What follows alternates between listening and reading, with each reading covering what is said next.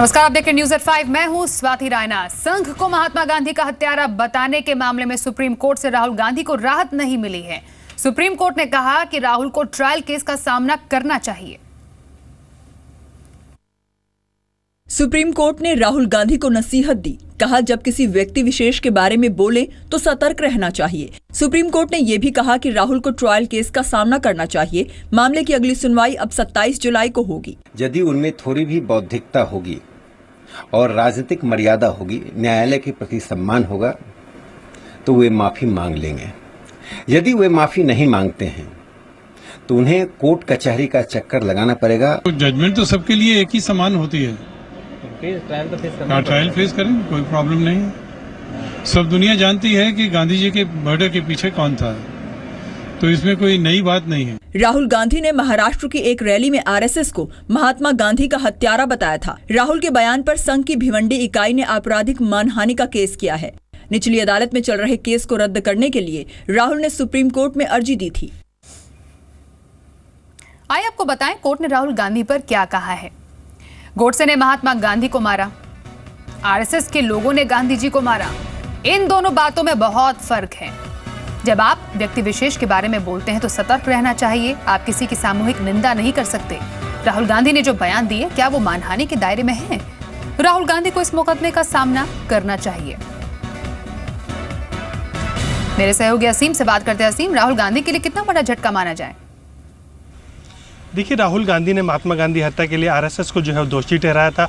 उनके इस बयान के खिलाफ महाराष्ट्र के कोर्ट में उनके खिलाफ जो है मुकदमा दायर किया गया। उसके खिलाफ वहाँ पर उनको वहाँ पे एक सम्मन दिया गया उस कोर्ट की तरफ से। उसके बाद वो वहाँ पे अपीयर नहीं हुए। हाईकोर्ट ने भी उनके अगेंस्ट में फैसला दिया।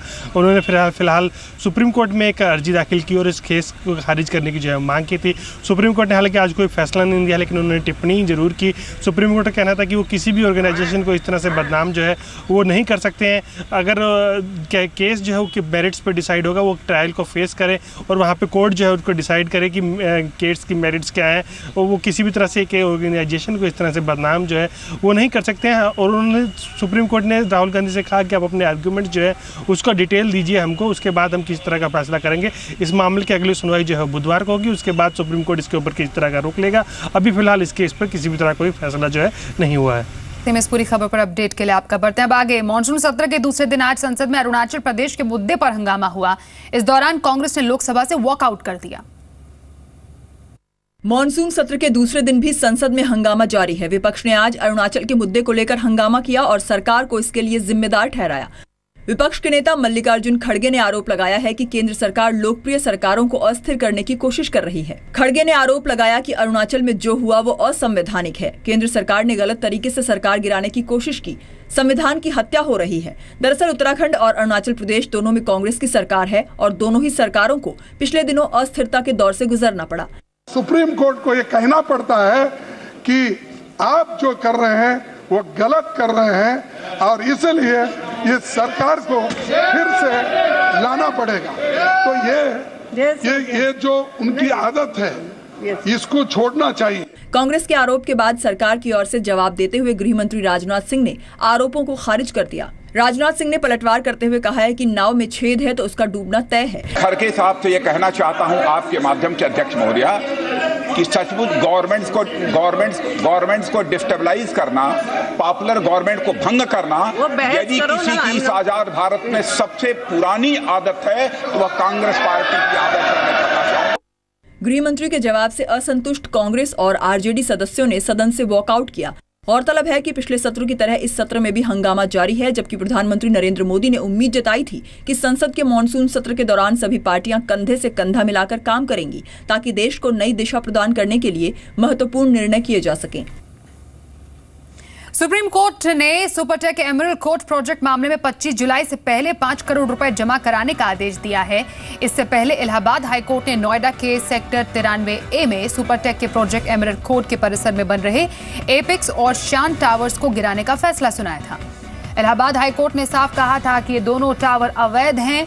इसमें संबंधित अथॉरिटी और सुपरटेक की मिलीभगत है। कोर्ट ने इन दोनों 40 मंजिला टावर्स को 4 महीने के अंदर गिराने का आदेश दिया था। हालांकि बाद में यह मामला सुप्रीम कोर्ट में चला गया था, जहां पर भी सुपरटेक को बड़ा झटका लगा है। मेरे सहयोगी असीम से इस पूरी खबर पर और अपडेट लेते हैं। असीम, सुपरटेक के लिए कितनी मुश्किल है अब? देखिए, ये मुश्किल तो नहीं कह सकते, जैसे कि थोड़ी सी आसानी होगी कि सुप्रीम कोर्ट इस मामले को सुनवाई करने के लिए तैयार हो गया है, क्योंकि इलाहाबाद हाई कोर्ट ने कहा था कि ये पूरी तरह से टावर इलीगल है और इसको गिराया जाना चाहिए। इसके खिलाफ जो सुपरटेक है उसने सुप्रीम कोर्ट में याचिका जो है दायर की थी। सुप्रीम कोर्ट ने कंस्ट्रक्शन के ऊपर स्टे लगा दिया था और सारा जो एमरल्ड कोर्ट टावर है उसको सील कर दिया था। उसके बाद से ये मामला जो है वो पेंडिंग है। सुप्रीम कोर्ट में फिर से सुपरटेक ने अपील की और कहा कि उनके मामले की जो सुनवाई की जाए। उन्होंने कहा कि हम इस मामले को सुनने के लिए तैयार है, लेकिन आपको इसके लिए पैसे 5 करोड़ रुपए जो है वो जमा कराना पड़ेगा। तो 5 करोड़ रुपए एक बार सुपरटेक जमा करा देता है एज ए टोकन मनी, तो उसके बाद इस मामले पर सुनवाई होगी। उसके बाद सुप्रीम कोर्ट देखेगा कि क्या इसको इलीगल है और इसको गिराया ही जाना चाहिए या फिर इसको किसी तरह की पेनल्टी दे करके इसको छोड़ दिया जाना चाहिए। तो 25 को पैसा जमा होगा और उसके बाद से कोर्ट इस per day to day basis पर सुनवाई कर सकती है। और 5 करोड़ रुपए अगर जमा नहीं कराए किसी कारणवश 25 जुलाई से पहले? देखिए, सुप्रीम कोर्ट ने साफ कहा कि अगर आप पैसा जमा कराएंगे तो तब हम इस मामले की सुनवाई जो है वो करेंगे। तो ये कंपनी के ऊपर डिपेंड करता है कि वो मामले की सुनवाई जो है कितनी तेजी से चाहती है कि वो चाहती है कि टावर को जो है डीसील किया जाए, इसको कंस्ट्रक्शन जो है उसको अलाउ किया जाए और इनको जो है वो तोड़ा ना जाए। तो उसके लिए इसको पैसा जमा कराना ही होगा। अगर कंपनी इस मामले को लटकाए रखना चाहती है तो उसका नुकसान जो है वो लगातार बढ़ता जाएगा। तो हम उम्मीद यही कर रहे हैं कि 25 से पहले सुपरटेक जो है पैसा जमा करा करके सुप्रीम कोर्ट से इस मामले की हियरिंग को आगे बढ़ाने को करेगी। शुक्रिया असीम इस पूरी खबर पर अपडेट के लिए। अब बढ़ते हैं आगे। अब आप मुंबई के सिद्धिविनायक मंदिर में गणपति बापा को शहर का चढ़ावा चढ़ा सकते हैं। श्री सिद्धिविनायक मंदिर ट्रस्ट ने आज SBI कैप सिक्योरिटीज और CDSL के साथ इसके लिए करार किया है। भक्तों को शेयर चढ़ाने के लिए मंदिर ट्रस्ट के डीमैट खाते में शेयर ट्रांसफर करने होंगे। अब तक भक्त सोने, चांदी या फिर नकदी ही गणपति बापा को दान में दे पाते थे। सिद्धिविनायक मंदिर ट्रस्ट शेयरों के अलावा जल्द ही ETF, बॉन्ड और म्यूचुअल फंड के जरिए पैसे दान में लेने के उपाय करेगा। सिद्धिविनायक मंदिर ट्रस्ट शेयरों के जरिए दान लेने वाला पहला मंदिर नहीं होगा।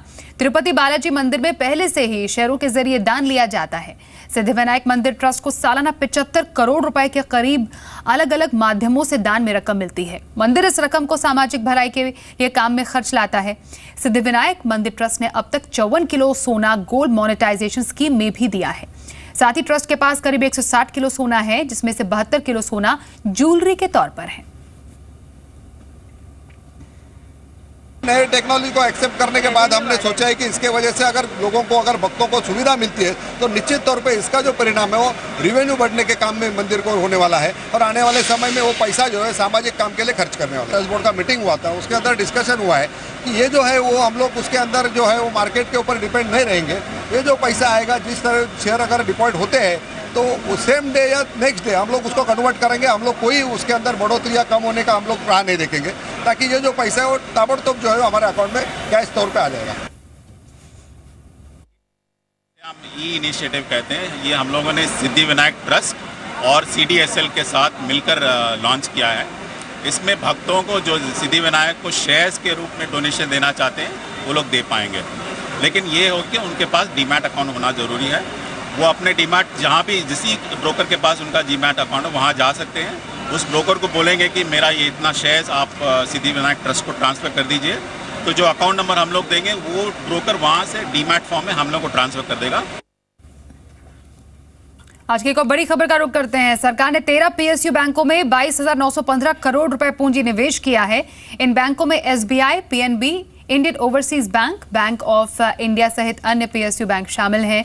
इस पूंजी निवेश के बाद PSU बैंकों को कर्ज देने में आसानी होगी, साथ ही बाजार से ज्यादा रकम जुटाने में भी मदद मिलेगी। वित्त मंत्रालय के मुताबिक ये PSU बैंकों में मौजूदा वित्त वर्ष का पहला पूंजी निवेश है। सरकार PSU बैंकों के परफॉर्मेंस के आधार पर भविष्य में और पूंजी निवेश करेगी। इस पूंजी निवेश के बाद PSU बैंकों के शेयरों में बढ़ोतरी भी दर्ज की गई। वित्त मंत्री अरुण जेटली ने बजट में PSU बैंकों को 25,000 करोड़ रुपए देने का ऐलान किया था। इंद्रधनुष कार्यक्रम के तहत सरकार 4 साल के अंदर PSU बैंकों में 70,000 करोड़ रुपए पूंजी निवेश करेगी।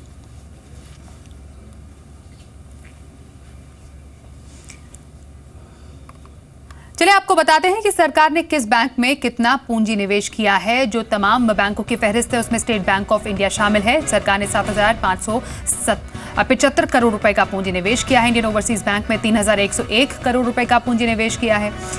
पंजाब नेशनल बैंक में 2,816 करोड़ रुपए का पूंजी निवेश, तो बैंक ऑफ इंडिया में 1,784 करोड़ रुपए का पूंजी निवेश किया है। कुछ और बैंकों की बात करें, सेंट्रल बैंक ऑफ इंडिया में 1,729 करोड़ रुपए का पूंजी निवेश, सिंडिकेट बैंक में 1,034 करोड़ रुपए का पूंजी निवेश, वहीं यूको बैंक में 1,033 करोड़ रुपए का पूंजी निवेश किया गया है। सरकार की तरफ से कैनरा बैंक में 997 करोड़ रुपए का पूंजी निवेश, वहीं यूनाइटेड बैंक ऑफ इंडिया में 810 करोड़ रुपए का पूंजी निवेश, वहीं यूनियन बैंक ऑफ इंडिया में 721 करोड़ रुपए का पूंजी निवेश किया है।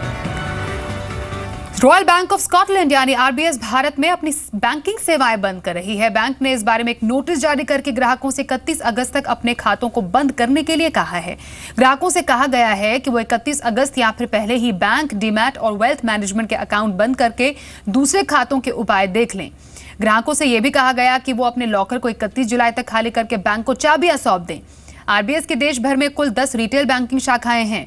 बैंक पहले ही लोन पोर्टफोलियो का कारोबार बेच चुका है। आरबीएस दुनिया के कई देशों में अपना कारोबार समेट रही है। आरबीएस स्ट्रैटेजी के तहत 38 देशों में फैले कारोबार को कुल 13 देशों तक समेटना चाहती है।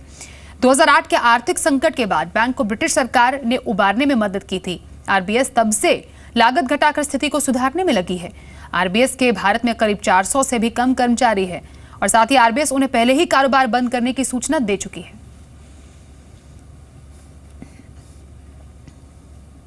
वित्त वर्ष 2017 की पहली तिमाही में विप्रो के नतीजे उम्मीद से खराब रहे। पहली तिमाही में कंपनी का मुनाफा करीब 8.5% गिरकर 2,052 करोड़ रुपए रहा है।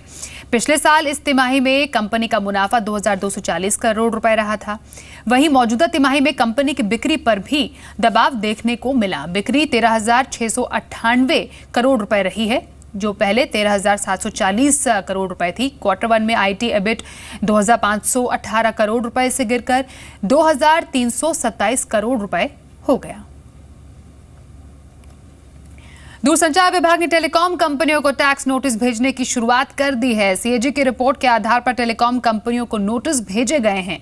जी बिजनेस को मिली एक्सक्लूसिव जानकारी के मुताबिक कुल 6 टेलीकॉम कंपनियों को नोटिस भेजा गया है, जिनमें Airtel, Vodafone, Idea Cellular, Reliance Communications, Aircel, Tata Tele शामिल हैं। सूत्रों के मुताबिक 2008-2009 की ऑडिट रिपोर्ट के आधार पर टेलीकॉम कंपनियों को 100 से 150 करोड़ रुपए के डिमांड नोटिस भेजे गए हैं। इसमें ब्याज और पेनल्टी भी शामिल है। सूत्रों के मुताबिक नोटिस फिलहाल एक सर्कल के लिए भेजा गया है और 2 महीने के अंदर सभी सर्कल के लिए नोटिस भेजा जाएगा। सीएजी ने अपनी रिपोर्ट में 45,000 करोड़ रुपए के रेवेन्यू के अंडर रिपोर्टिंग का खुलासा किया था। सीएजी के मुताबिक इससे सरकार को 12,000 करोड़ रुपए का नुकसान हुआ। खबर मुंबई से, जहां पर सड़क घोटाले की जांच में इनकम टैक्स और ईडी की भी मदद ली जाएगी। पुलिस की जांच के साथ साथ बीएमसी इस बारे में इनकम टैक्स विभाग और ईडी की मदद लेगी। ईडी और इनकम टैक्स विभाग सड़क घोटाले में आरोपी कंपनियों और ठेकेदारों के बही खातों की जांच से यह पता लगाएंगे कि किस तरह पैसों की हेराफेरी की गई। खासतौर पर बोगस बिलिंग की जांच भी की जाएगी। फिलहाल इस मामले की जांच मुंबई पुलिस कर रही है। बीएमसी ने 352 करोड़ रुपए के सड़क घोटाले में 6 कंस्ट्रक्शन और इंफ्रास्ट्रक्चर कंपनियों के खिलाफ एफआईआर दर्ज कराई है, जिसमें J Kumar Infra, RK Madhanian company, Mahavir Roads and Infrastructure Projects, RPS Infra, Railcon Infra और केआर कंस्ट्रक्शंस के नाम भी शामिल हैं। पुलिस ने हाल ही में रेलकॉन इंफ्रा के एक डायरेक्टर दीपन शाह को भी गिरफ्तार किया था, जबकि धीरे धीरे सबूत इकट्ठा करके पुलिस बाकी कंपनियों के बड़े अधिकारियों तक पहुंचने की बात कह रही है। साथ ही जी बिजनेस ने पिछले महीने बीएमसी का सड़क घोटाला किस तरह किया गया, इसकी परत दर परत पड़ताल की। हमने आपको दिखाया था कि किस तरह बीएमसी के अधिकारी और ठेकेदारों की मिलीभगत से बरसों से सड़कों की मरम्मत के नाम पर बीएमसी के खजाने से पैसे लूटे जा रहे थे। अब तेल मार्केटिंग कंपनियां गांव में भी एलपीजी सिलेंडर की होम डिलीवरी करने का विकल्प तलाश रही है। गांव तक एलपीजी पहुंचाने के लिए सरकार ने हाल ही में 10,000 नए डिस्ट्रीब्यूटर बनाने का ऐलान किया है। ऐसे में ऑयल मार्केटिंग कंपनियों ने मौजूदा एलपीजी डिस्ट्रीब्यूटर्स को डेटा बैंक तैयार करने को भी कहा है, जिससे गांव में भी गैस सिलेंडर की होम डिलीवरी का रास्ता साफ हो सके। तेल कंपनियां शहरों की तरह गांवों में भी घरेलू गैस सिलेंडर की होम डिलीवरी करने का विकल्प तलाश रही हैं। गांवों तक एलपीजी पहुंचाने के लिए सरकार ने हाल ही में 10,000 नए डिस्ट्रीब्यूटर्स बनाने का ऐलान किया है। ऐसे में ऑयल मार्केटिंग कंपनियों ने मौजूदा एलपीजी डिस्ट्रीब्यूटर्स को डेटा बैंक तैयार करने को कहा है, जिससे गांवों में भी गैस सिलेंडर की होम डिलीवरी का रास्ता साफ हो सके। कंपनियां डिस्ट्रीब्यूशन कॉस्ट कम करने के मकसद से बल्क डिलीवरी के मैकेनिज्म पर काम कर रही हैं।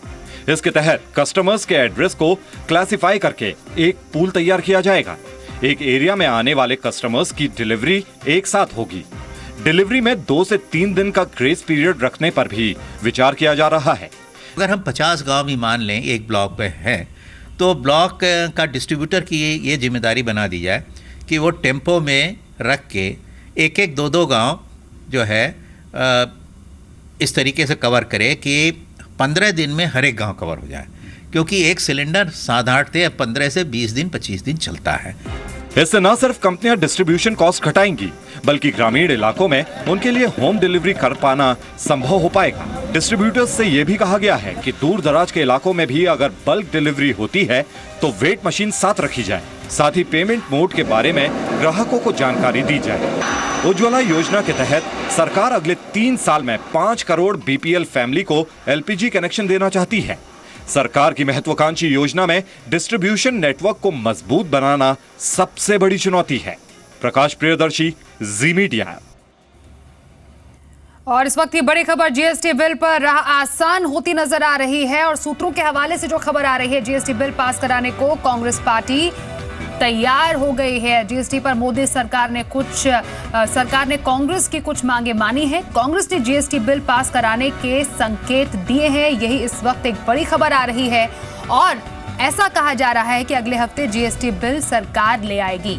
सूत्रों के हवाले से यही खबर आ रही है। इनफैक्ट इसको लेकर, जीएसटी बिल को लेकर वित्त मंत्री अरुण जेटली कांग्रेस नेताओं से मुलाकात कर रहे थे। उनको मनाने की कोशिश की जा रही थी, क्योंकि कांग्रेस जीएसटी के रेट की अधिकतम सीमा 18% करने पर लगातार अड़ी हुई थी, जबकि सरकार इसके लिए तैयार नहीं थी। हालांकि अब कुछ खबरें जो ये आ रही है उसके तहत तो कुछ मांगे जरूर मान ली गई है। कुछ थोड़ा बहुत इस पूरे मामले में एक दूसरे की बातें मानने के बाद इस निष्कर्ष पर शायद लाया गया है कि जीएसटी बिल को जल्द से जल्द पास कराया जाए और अगले हफ्ते तक इसको सरकार लाएगी भी संसद में, क्योंकि मॉनसून सत्र में ऐसा सरकार बता रही थी और उम्मीद जता रही थी कि जीएसटी बिल जरूर पास हो जाएगा। मेरे सहयोगी आलोक प्रियदर्शी से बात कर लेते हैं। आलोक, क्या कांग्रेस को तमाम मांगों पर मना लिया गया है या फिर एक दूसरे के साथ थोड़ा बहुत कह सकते हैं कि कुछ मांगे मानी है, कुछ नहीं मानी? देखिए, जो हमारे सूत्र बता रहे हैं कि इस वक्त जो कांग्रेस की तरफ से जो मांगे थी उस पर कुछ हद तक कांग्रेस राजी है और यही वजह है कि जीएसटी बिल के लिए 5 घंटे का समय एलोकेशन भी कल बिजनेस एडवाइजरी कमेटी की बैठक में हो गया था और अब ये सहमति बन रही है कि जो एक कैप वाला इशू था उस पर भी कांग्रेस कहीं ना कहीं सहमति देती हुई दिखाई दे रही है। ऐसे में जो बिल है जीएसटी बिल, उसको लाने का रास्ता साफ होता जा रहा है और अगर सब कुछ ठीक चल रहा है तो इस सप्ताह के अंत तक या फिर अगले हफ्ते जीएसटी बिल को राज्यसभा में पेश करने और उसको पास करने का रास्ता साफ हो जाएगा और उम्मीद है कि जल्द ही इस बिल को सरकार लेकर राज्यसभा में आएगी। क्योंकि जैसे कि आप आलोक आपसे जानना चाहेंगे, 18% पर जो रेट पर अड़ी हुई थी कांग्रेस, क्या पूरी तरह ये मांग मान ली गई है कि बीच का रास्ता निकाला गया है कुछ?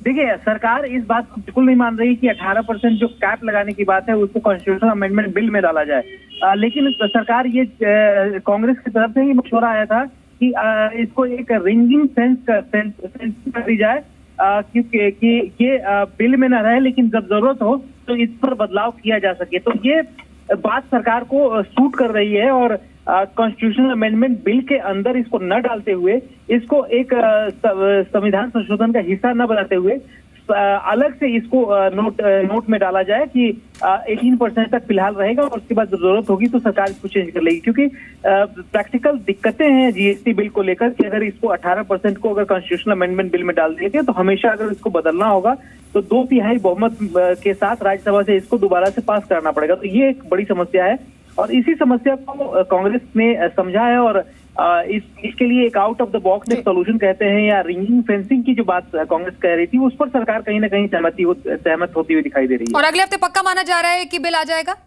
बिल्कुल, देखिए हमारे जो सूत्र है बता रहे हैं कि आज एक बैठक होने वाली है वित्त मंत्री के साथ। वो बैठक अगर हो गई और सब कुछ ठीक ठाक रहा तो इस हफ्ते के अंत तक यानी कि थर्सडे को या फिर अगले हफ्ते, यानी अगले हफ्ते कुल मिलाकर देखा जाए तो ये बिल संसद में आ सकता है। बहुत शुक्रिया आलोक इस पूरी खबर पर अपडेट के लिए आपका।